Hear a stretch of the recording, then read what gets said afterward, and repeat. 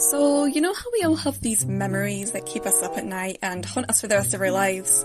And how most of the time they end up being pretty insignificant in the grand scheme of things? Well, I'm currently making those embarrassing memories, and they have earned me the title of Teacher's Pet. Now, I know a lot of people really hate us pets, seeing us as beings devoid of empathy, who live off golden stars and seeing other students reprimanded.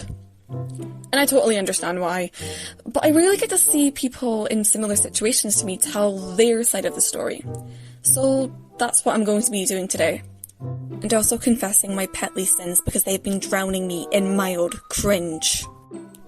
Now, I should probably say before I start that I am autistic, which means a lot of things, but the most important traits you'll need to know in the story is a strong sense of justice and responsibility, great recognition of patterns, and a hatred for loud noises. So when I started school, my sense of justice and responsibility made me obey the rules to my best behaviour, my pattern recognition made me a pretty smart kid, and my hatred of loud noises made me despise yelling, especially being yelled at by teachers, which my teachers for the first 3 years of school did a lot. And this was around the time that my peers began to see me as a goody two-shoes.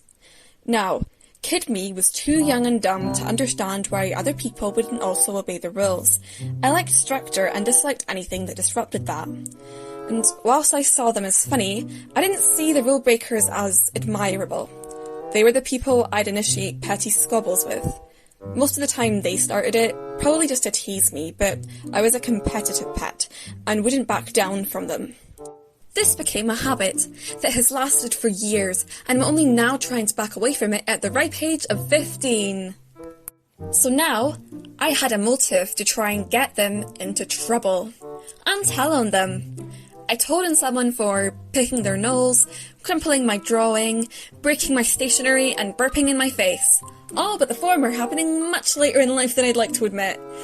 And I don't even think the teachers liked when I did it. But I'm bad with social cues and had no idea, so I kept on doing it to everyone's demise. I would even say things like, "Don't we have homework due today? And weren't you going to reassign our seating arrangements?" Not out of any spite or anything, just out of general naivety that, other people didn't care about that kind of thing. Often I was just, being curious. And gradually, this became a part of my identity. I wouldn't cuss, I would be on the verge of tears when I got a less than ideal test score, and I would only want to hang out with other smart kids. So I was bullied to hell. It was only later in life, when I developed anxiety, for unrelated reasons, that I began to rethink my life and realise that I was a total twat. It's still kind of my natural instinct to obey the rules and be a good girl, as pretentious as that is, but I think I've started to just not care about it as much. I've got better things to do now. I'm not going to restrict myself to what school or adults say I should do.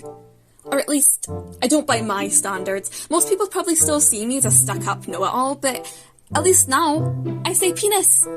So, thanks for watching. I know this video was pretty short and also the first video on my YouTube channel, so I'm not 100% sure what I'm doing, but if you're one of the 12 people who see this, thank you.